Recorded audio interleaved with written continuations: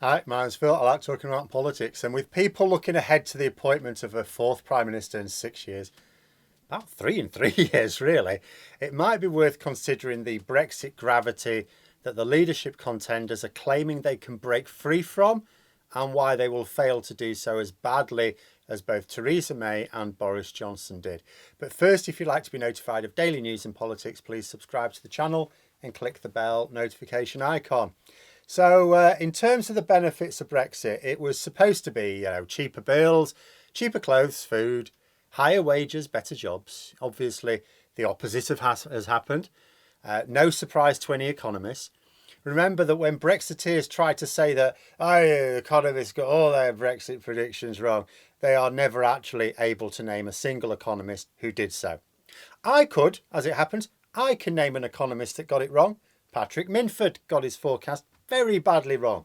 But Brexiteers don't bring him up because he was the one saying that leaving the EU would boost the economy.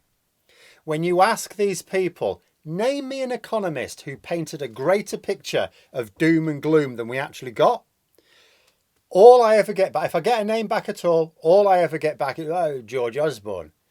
And then you have to patiently explain to them, George Osborne is not an economist. He's a historian. He's got a degree in history.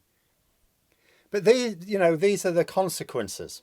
Obviously, no government can arrange directly for cheaper prices or better jobs as such. I mean, you could put price controls in, I suppose. But by and large, what they do is create the economic conditions that tend towards those things. So what actual levers did the Brexiteers within the ranks of the Conservative Party claim they would have access to make these wonderful predictions a reality?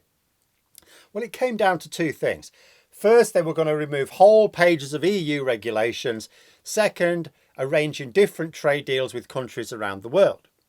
Now, I've talked a bit about both in recent weeks. The trade deals we have are worthless. At best, they are the same as the EU have, but we have to stand in line to use their quotas. We've not been able to negotiate any of our own. At worst, the trade deals are inferior to the ones the EU have, such as with Japan and New Zealand, for example. The EU is still negotiating with Australia, and once that's done, could be several years because they're doing it properly, that'll be better than ours as well. This is one element of the Brexit gravity that the government cannot escape. In order to get a good trade deal, you need to not only be prepared to take your time and walk away if necessary, as with any deal, but your market needs to be large enough to be inviting for the other side. It's a simple enough concept. In trade negotiations, each side is trying to increase their access into the other's market without conceding too much access into their own market. If you can't negotiate much increased access to the other's market, then your own export businesses don't really benefit from the deal, so there's no point in going ahead with it. If you agree to open up a reciprocal access into your own market to a too great a degree, then you harm your domestic producers. So it's that balance. You need to get an overall economic benefit. You need to benefit your export businesses much more than you harm your domestic producers. So how do you get a deal that satisfies both sides? Well, the ideal position to be in is to represent a very large market. The larger the market you represent, the more spending power it has, the smaller the proportional access that you have to concede in order to still be tempting for the other side. The EU represents a market of hundreds of millions of people who represent some of the wealthiest consumers in the world. Lots of buying power means they are attractive to a negotiating partner and they don't have to concede too much. The UK also represents a lot of customers and we are also amongst the wealthiest consumers in the world. But our market is much smaller. So the export potential for another country is less. So to make the deal worthwhile to them, we have to open our market more than if we were part of the EU. In addition, every country in the world knows we're desperate for quick deals. They've seen Japan threaten to walk away in 2020 and Liz Truss went chasing after them, go, no, we'll concede to all your demands. And then the deal was signed. They've seen us give in to everything Australia and New Zealand demanded. In fact, with Australia, we gave in to their early demands. Then Australia made extra demands later on because they couldn't believe. And they've even said this. This is on Australian television. They've even had experts saying they could not believe how much the UK government folded. So they put in extra demands, which they also got.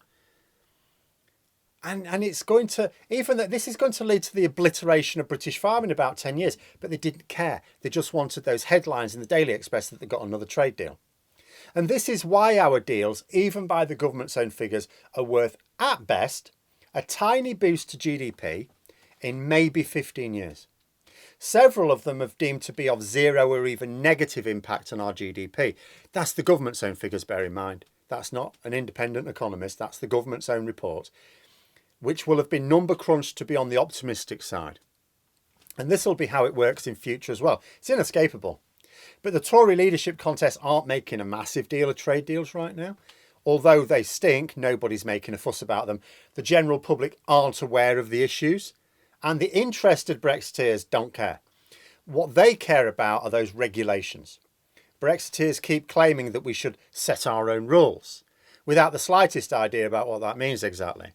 So let's go through why this is not something that Boris Johnson really tried to do. And despite what they say, it's not something that either Liz Truss or Rishi Sunak would seek to do unless they actually lost their minds, like literally. And if they did lose their minds, the cost to our economy would be huge. So take a recent example from Jacob Rees-Mogg, our Minister for Brexit Opportunities.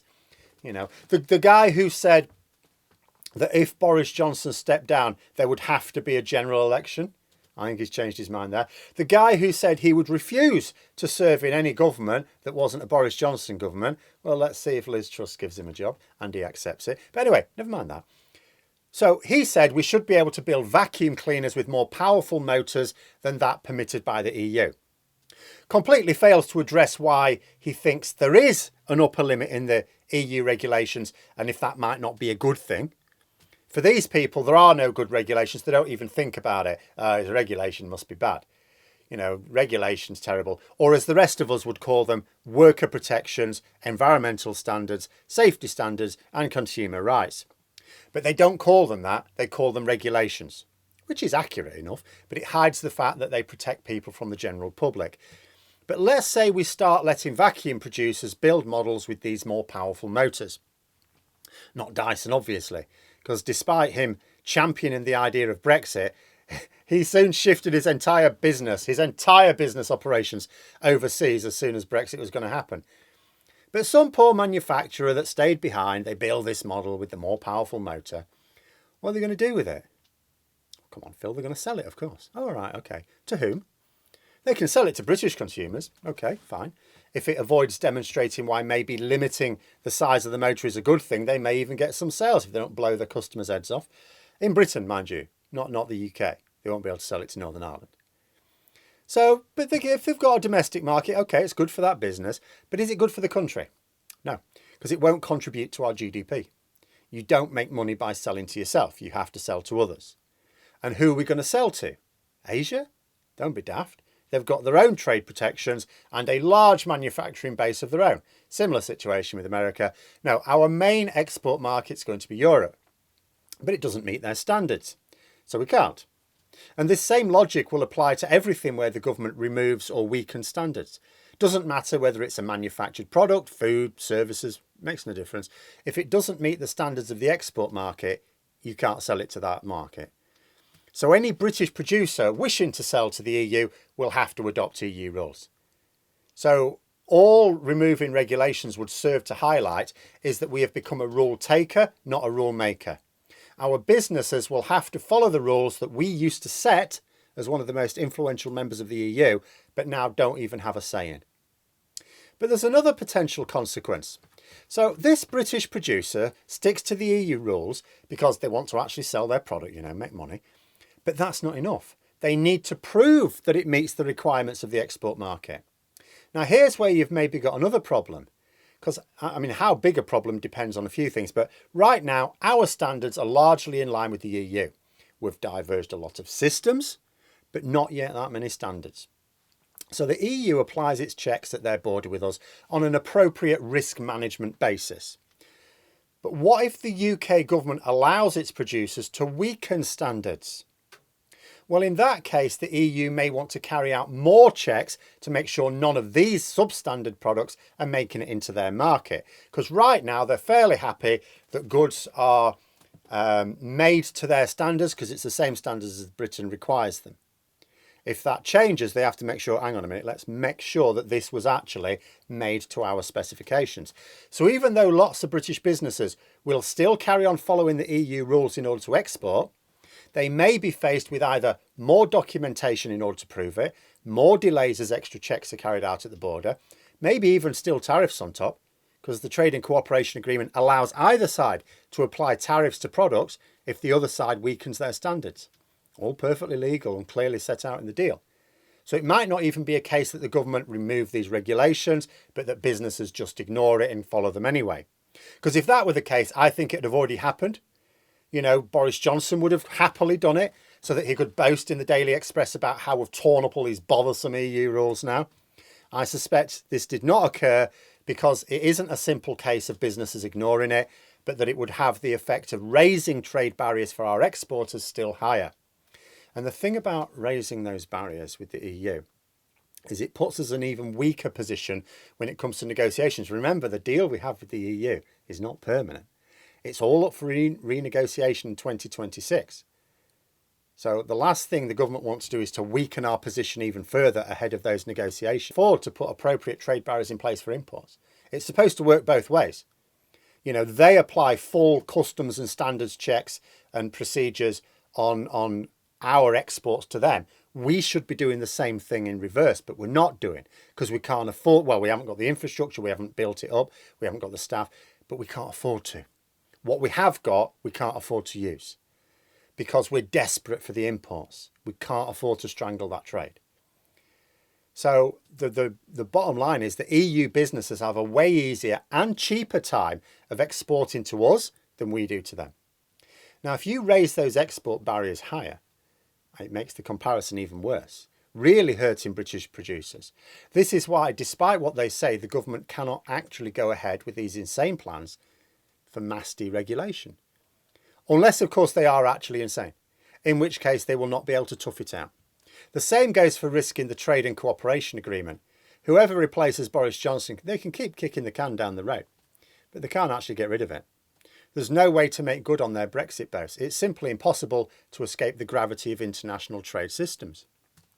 The worst thing that I can imagine happening is they do it anyway ahead of an election that they are convinced they're going to lose, just to salt the earth for the next Labour government. But those are my thoughts. Let me know yours in the comments below. Hope you found the video interesting. If you did, please click the like button. And if you'd like to support the channel further, the join button for memberships. And until next time, I'll see you later.